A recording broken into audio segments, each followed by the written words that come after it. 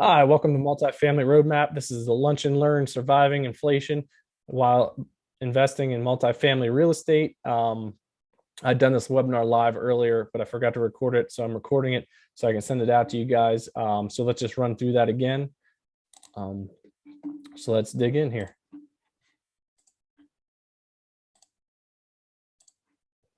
Right. All right, like I said, it's Lunch and Learn Surviving Inflation by investing in multifamily real estate. Some of the things that we'll touch on are just the basics of inflation. What is inflation? That kind of thing. Why it matters. Why does inflation matter to you? How does multifamily real estate protect you from inflation and help fight it? What strategy I use in multifamily investing and how to execute that strategy. And then just the power of investing in multifamily, what it can do for you. So let's dig in. So what is inflation? In general, inflation, we go by the government number or government CPI, which is Consumer Price Index. It's basically a hand-picked basket of goods by the government. They kind of choose different things to include. They say it's, to get the best, most accurate picture of what our consumers' prices are going up for your average consumer, but they definitely have some incentive to include certain things and leave out other things. Like they leave out a lot of energy stuff. Their housing numbers are really weird. So they're incentivized to keep this as low as possible. So I think last month it was 8.3%. So they're basically saying that for the average consumer, their goods that they're buying are going up 8% year over year. And on the chart here on the right, we can see kind of what one of the main causes of inflation here. This is from the Federal Reserve, and this is M2, which basically for general purposes is just the money supply. So you can see when COVID hit, they shut a whole bunch of stuff down, printed a lot of money for businesses for the stimulus checks.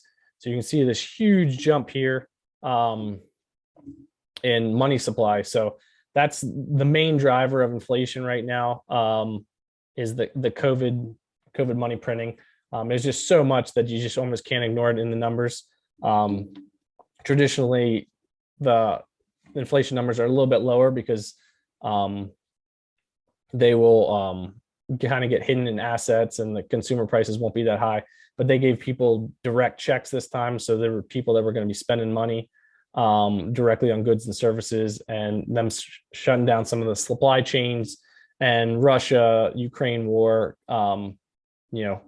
hurting the commodities and hurting the supply chain also affected it. But the main driver is the money, and that over time tends to basically trend out.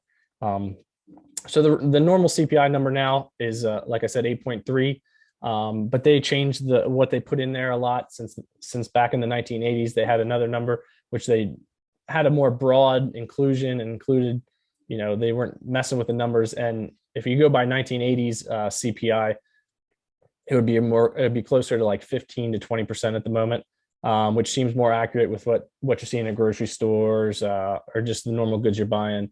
Our home prices, went up 25%. So 15 to 20% seems a little bit more accurate than the 8% the government is telling you, but they also have an incentive to keep that low and handpick those specifically to make that number look lower. So what is inflation? Basically, it's basically a hidden tax on you. It's the government basically printing money, printing your tax dollars, and then you basically pay for it down the road when goods and services are more expensive.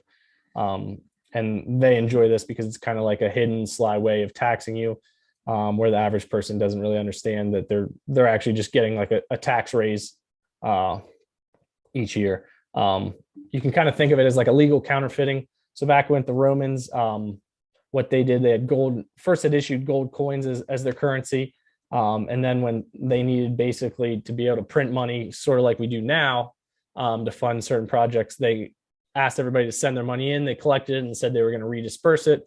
And what they actually did was counterfeit it. So they took coins that were 100% gold, mixed the gold with some cheaper metals, and then handed it back out, and thus leading to high inflation in the Roman Empire. So that's kind of essentially what they're doing now, except they just print more money. So they don't actually physically print much of the money. A lot of it just goes to banks, and banks get, extra money that they can lend out, which is why most of the inflation, the money printing goes to big corporations or people buying real estate, stuff like that, because the banks are lending it out to those people. So the rich people tend to be getting all that money. So the people closest to the money printer tend to get most of that money. And that's why a big portion of it goes into stuff like assets, stocks, real estate, stuff like that, because those are the people that get the money, that they're putting it into that because they know it'll go up with inflation. So why does inflation matter to you? Like I said, inflation is basically a tax paid in the future. It's a benefit to the government. They like to do that because they can fund a bunch of different projects. And then quietly, you basically get, paying for it down the line through increase in goods and services. So they can just print free money with no sort of recourse. And unless it's some sort of project that returns a whole bunch down the future, you're going to see that inflation. Like if it returns something you can invest now and then it returns a bunch of value in the future, it would actually be, probably wipe out the cost and there wouldn't be a bunch of inflation. But most of the times it's a government project, so it doesn't produce as much as it should, or it could be wasteful. But the main thing to look at, the best way to look at it is it devalues your time. So the current inflation rate is about 8%. Like I said, if you're getting the traditional 2 to 3% raise on your income, you're basically losing that difference in purchasing power each year, because the goods that you're purchasing are going up 8%, but you're only making 2 or 3% more in income. So theoretically, you're losing 5% of your purchasing power each year, or you can't purchase 5% of the same amount of goods that you could the year before. So over time, it widens, like the income to price gap, and people can just afford a lot less over time. So like I said, it decreases your income, cost of living via goods, assets, all that kind of stuff goes up. Wages don't keep up. Like I said, it also benefits basically the people closest to the money printer, the people that can get cheap debt from the government, from the banks that the government gives the authorization to have that money for. They know better, so they plug it into assets, stocks, real estate, stuff like that kind of rides the wave with inflation up, whereas the rest of the low and middle class just get squeezed because they don't have the money to put into assets or don't own assets, so they can't ride up with inflation. They just get squeezed in the prices and their income kind of stays stagnant. So it's a big difference to you. You see it in your everyday life. It's just way worse now than it's been in a long time. So lots of people are finally kind of waking up to it. So how do you fight the inflation? You can fight it with multifamily real estate, and a couple of ways multifamily real estate does that is it produces monthly income. So you want to buy a property that cash flows each month. So basically the property brings in this amount of rent minus the expenses, minus the mortgage payment, and then you still have money left over each month that goes into your pocket. So you're getting that additional income. Like I said, when they print money, a lot of the money goes into assets. So as long as you're not in like a war zone, like a Detroit or something, your property is going to kind of go up with inflation. So you're going to get that added bonus of your property just increasing with value over time. And the debt gets cheaper. So you're buying today with today's dollars, and your mortgage rate for the most part is fixed for at least a couple years. So you are paying each month, you're basically paying slightly less because the dollars are getting less and less valuable. So if your mortgage payment is $1,000 a month, $1,000 from a year from now might only be worth $900 in today's value. So you're buying today in today's value, but paying it back each year in cheaper and cheaper dollars. So it's basically like a cheaper investment for you. Rents increase over time. So rents tend to keep good pace with inflation. So if inflation's high, rents will be high. And generally the rents increase will outpace expenses. So over time, your cash flow and income should continue to increase. And then just the ability to pull money out. So if you buy a property, add some value, or it just appreciates, let's say 50 grand, you can either pull a line of credit or refinance it and pull a bunch of money out tax-free and either roll that into another deal or just have that money. So it kind of acts like a funding for you to keep buying deals or just keep using that money for other things. So as long as it's going to go up and you can keep adding value through appreciation or just value add strategies, you can just keep borrowing against it, and just basically just getting returns on top of returns for each money you keep investing. So what do you need to look for in a property? What I generally look for is anything three plus units. And what I mean by a unit is, for example, this property here on the screen was probably a big building. It's a big building that was probably one big house at one point, like a big family or something. And then at a certain point, they decided to kind of chop it up, and the inside is actually 5 apartments. So that would be 5 units. So that's whenever you see that, units equals apartments. So anything 3 plus units is good. The more units it goes, usually the better you can get as far as rent to price that you're paying. Duplexes and single families, at least in my area, it's hard to get enough rent to cover the mortgage because you're paying so much for the property. So like, for example, maybe in this area, you can buy a 3 unit for $150,000. So that's 3 apartment for $50,000 a piece. And you might get, 800, let's just say 800 rent per each one. So that's 2,400 versus if you get a single family, it might be 125,000, but you're only getting like 1,200 a month in rent. So slightly or significantly less rent, higher per unit cost. So the more units, the better. And then look for a value add component. So that could be low rents, someone that didn't raise the rents to keep up with market, that you can boost up and maybe add $200-300 per month per rent. Any deferred maintenance, if it's someone that's just let the property kind of go, you can fix things up and then boost the income there. Poorly managed. So if the property is just run horribly and expenses are way too high, you can get those under control. And since that lowering expenses is essentially the same thing as adding income, you're going to add to the bottom line of the property. And then also just look for something that's below market price. The better value you can get on the property, the more kind of cushion and leeway it gives you if you miscalculated or something comes up that you didn't expect or just messed up on something. If you got it for cheaper, you kind of have like a cushion there that can save your butt in times of need. So, and then you got to have a good area. So it's got to be something with a decent school district, not out in the middle of nowhere. There's going to be enough renters around because there's, retail, shopping, hospitals, that kind of stuff.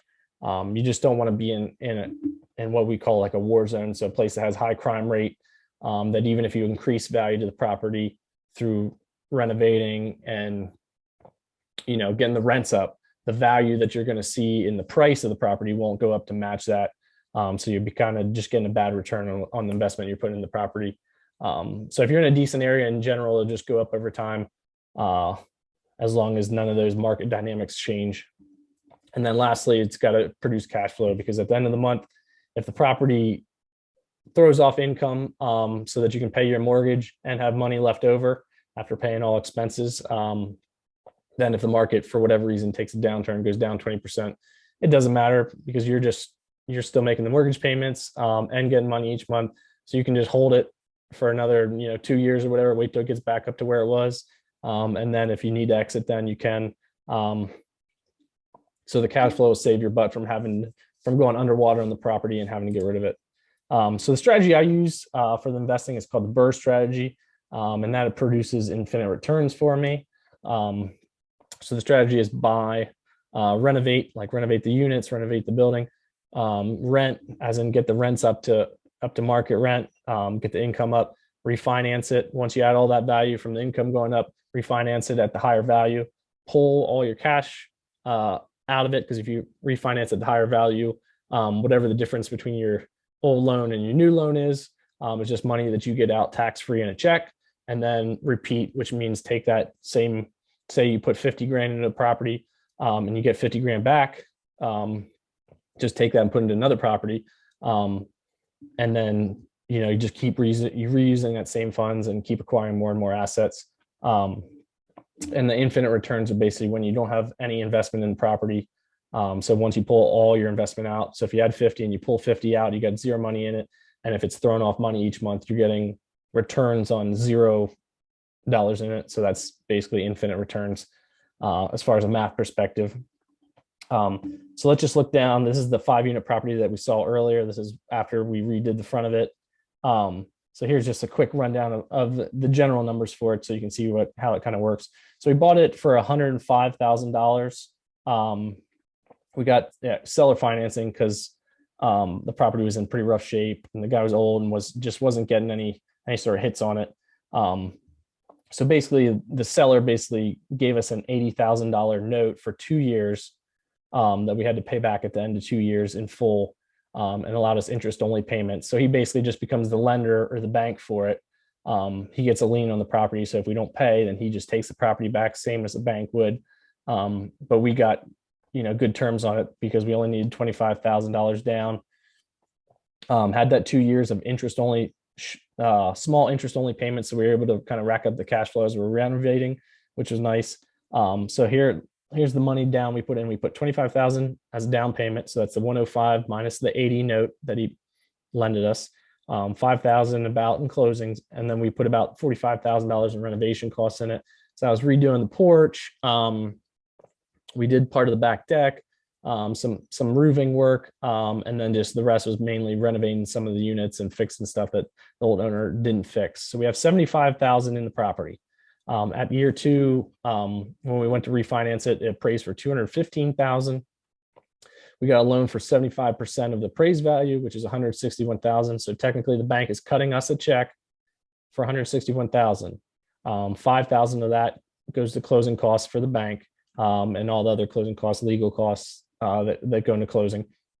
We pay off the $80,000, and then we are left over with a check for $76,250 at closing, and that's tax-free money because all you're doing is basically getting more debt or a bigger mortgage. You're not selling the property or getting any capital gains. You're just basically increasing your mortgage, and that difference is what you get out in the check. So we invested $75,000 in it. We got 76 plus at refinance. We were able to return 100%, 102% of the money we put in, which is always great. So we got zero money left in the deal. It's 5 units, and each unit, even after the higher mortgage payment, after the refinance, we are still throwing off $100 a month per unit, so $500 per month per unit. And keep in mind, we pulled all that money out, but we still have a loan on that property for 75%. So we still have $53,000 in equity that we basically pulled out of nowhere and have still in that property. So that's kind of the general plan that we do. Try to pull all the money out, keep it for cash flow after that, use the infinite returns, and then just keep stacking on top of each other. Because at first, the returns are lower, but after a while it compounds and kind of takes off. You get a couple properties that are basically making money off of each other. And then before you know it, it just kind of shoots up. So the key component to the buying part of the BRRRR strategy, you need a motivated seller. So this could be a burnout landlord, someone that's just, tired of dealing with the toilets, the tenants, termites, like they say, just wants to get out. Could be a landlord that's either in over their head or just in a bad financial situation personally. Either the properties maybe just racking up too many expenses, they budgeted wrong on the property, paid too much, and just can't afford it, or maybe just in personal situation, they need money, so they're just selling the property for that reason. It could be also that they're ready to retire. It's a landlord that's had properties for 30 years. He's just tired of doing it. He just wants to cash out and enjoy retirement. That can be a guy that you can get a good deal from, or a distant owner. I know one of the properties coming up, I'll show you, we actually direct mailed to, and they were in California, and the property was in PA, and I think they were just tired of managing it from that distance. So they just were happy to offload it at a decent deal, pretty cheap price, and move on. So you got the motivated owner, but how do you find the motivated owner? So there's a couple of ways you can find properties that are listed on the MLS.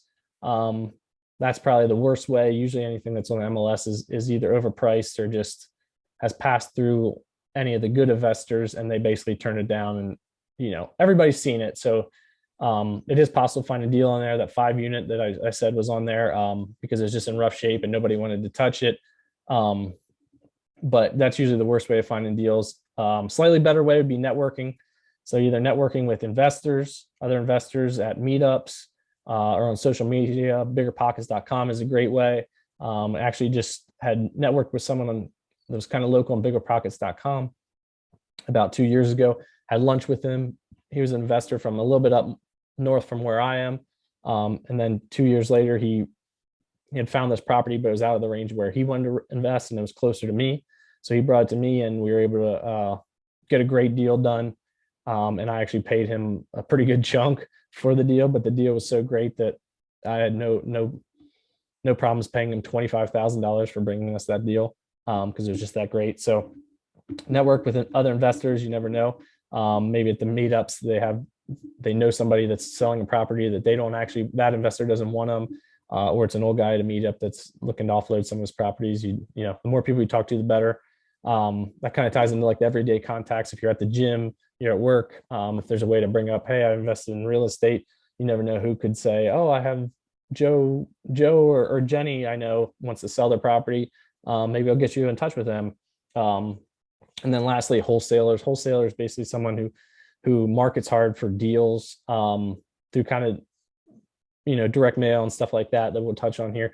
But their whole gig is marketing for good deals, negotiating contracts. So they negotiate for, let's say, $80,000. And then they just assign that contract, basically flip it over to another investor, and that investor buys it at, let's say, 90 or 95.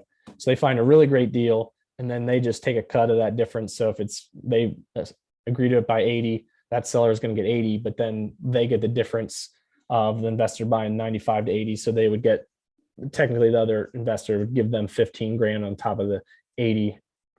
So they make out 15 grand for just flipping the property. They don't ever touch the property. It's basically just flipping the contract to you. But they, are always good at marketing, because that's their whole gig. So if you can get in good with some that have multifamily experience and can send you some deals, they're good. But the best way that I've found for marketing deals is direct mail and cold calling. So basically there's a thing called listsource.com, and there's a couple other ways, but you basically pull the real estate data, tax data for the area, and that has the property, has the owner's contact information, mailing address, name, and then you just send out letters. Like you can see here's an example of a letter that I would send to somebody. Just say, hey, I'm looking to buy your property. Are you interested in selling? Yada, yada, yada. And you can then also take that list and either skip trace it yourself, or just pay somebody to do that, which is the easier way. Pay, a virtual assistant to do it, for not a lot of money. And they basically find the phone numbers for those owners. And then you can just cold call the owner, say, hey, I'm just calling, just sorry to bug you, but are you interested in selling the property? So the cold calling's good too, because generally, a lot of people aren't going to do that because nobody wants to call. So you're going to have a leg up on the competition by actually calling. There will be people that do the letters, but that also works really great. So those are the ways to find the great deals. And now the renovate and rent part of it. The number one value add strategy is just to basically renovate the units. You take like an old unit here, like you see on the left. I'll move this over for a sec, and then you can see what we did to that unit. Put down nice flooring, updated the kitchen, updated the bathroom, painted, that kind of stuff. That's the best way to add value, because then you can just get rents that are low and then get this high market value. But you can add value other ways, like adding additional rooms. If it's a big one bedroom that you can somehow add another bedroom, you might be able to add, $100, $200 in rent, depending on where you're at, for making it a 2-bedroom instead of 1-bedroom. If there's any storage or garages that you can rent out, those are always good. Or just adding additional units. If there's like a random office or random building on site that you can turn into another apartment, that's good, because you're adding a whole nother stream of income that wasn't there before. So here down an example, this is just doing the renovations. This is kind of a table that I use for my renovations. Has the cost up top of each one of these upgrades. It's 5-unit apartment example. So these are the ones that each one of those need, and there's the total. It comes to a total renovation cost for the 5 units of $49,500, which is $9,900 per unit. So if we go over here in the example, The current rent $700. After renovations, we can get $995. That's a $295 increase. For that one unit, you're getting over $3,500 more a month.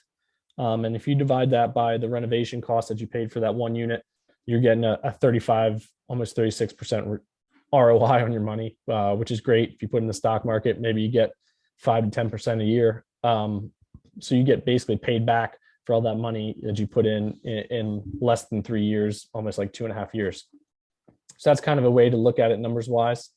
So then we'll touch on my success with the BRRRR strategy. I'm gonna move my face, but this is the building, the 5-unit that we touched on earlier. But basically I'll run down the first one since we kind of touched on this one on the right. But this is the 3-unit building that I had mailed to that was a California owner. So there's 3 apartments. We bought it for $75, $22,500 for money down and closing, $15,000 in renovations. It was little renovations. Total invested $37,500 after the renovations, and we got the rent up, appraised for $135. So you get a loan for 75% of that from the bank. So $101,250 is the check you get from the bank, minus the closing, minus the original loan payoff of $55,000 that we had, and then total cash out is $41,000. So that means that we started with 37 in, got about 41, so we have almost $4,000 extra that we got out of the deal, and now we have no money left in. Cash flow is about $4,500 a year total, and that's an infinite return there. And same thing over here. Got that, like I said, the $500 a month, which is $6,000 a year in cash flow on that 5-unit. So we got infinite returns on both of them. So here we'll touch on just the power of investing in multifamily. Here's a chart below me here.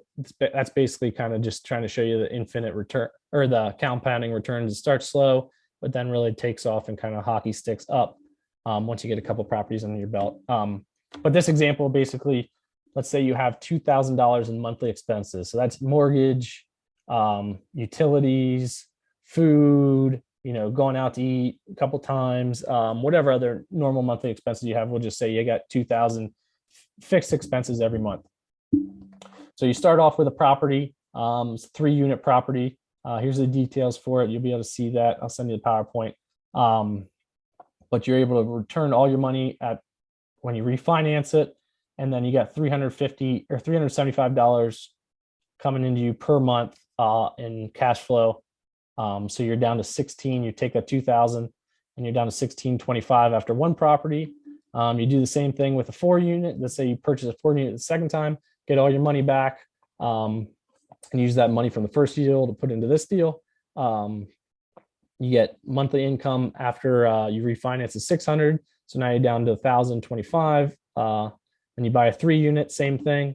And then your 4th property, let's say you buy a 6-unit, it throws off 690 per month, and you're down to negative 145 expenses. So technically, the income that you got from the properties is now larger than your monthly expenses. So technically, you wouldn't need a W-2 job now, as you've just replaced your full expenses with income from rental properties. So you probably want to do another 1 or 2 deals to get that cushion a little bit higher than $145 a month, just in case there's some expenses you can't count on. But that's a way you could reach financial freedom and basically have freedom over your time, not have to work another 9-to-5 job with only 4 properties and a total of 16 units. So how do you get started investing? First, you got to find an investable area that cash flows, and you can do the value add strategy.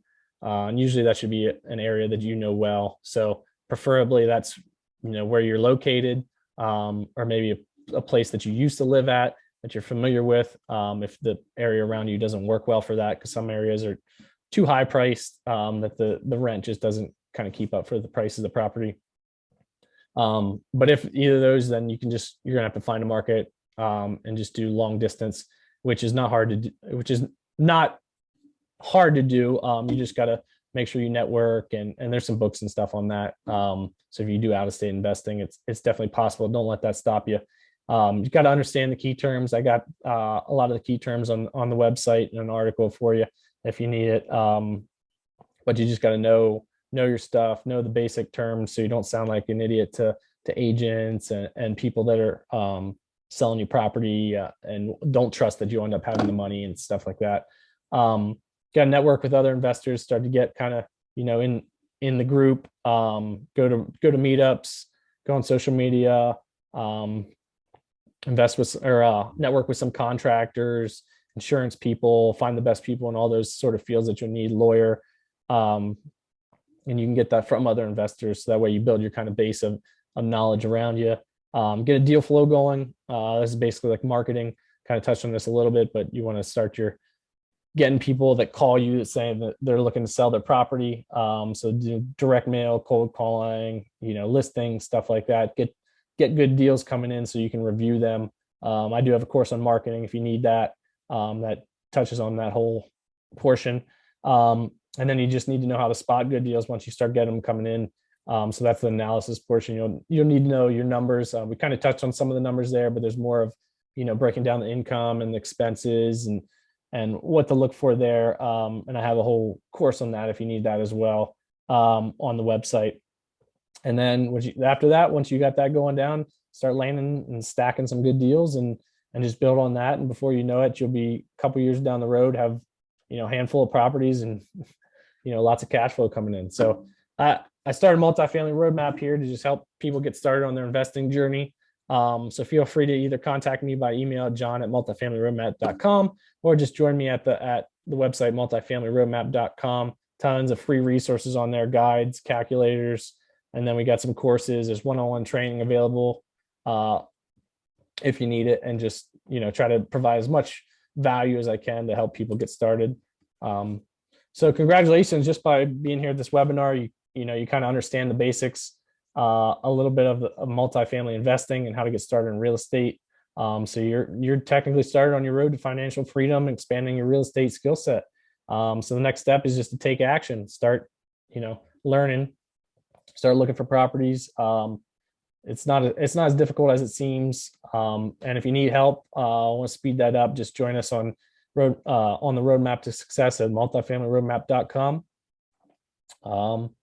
And that's about it. Thank you.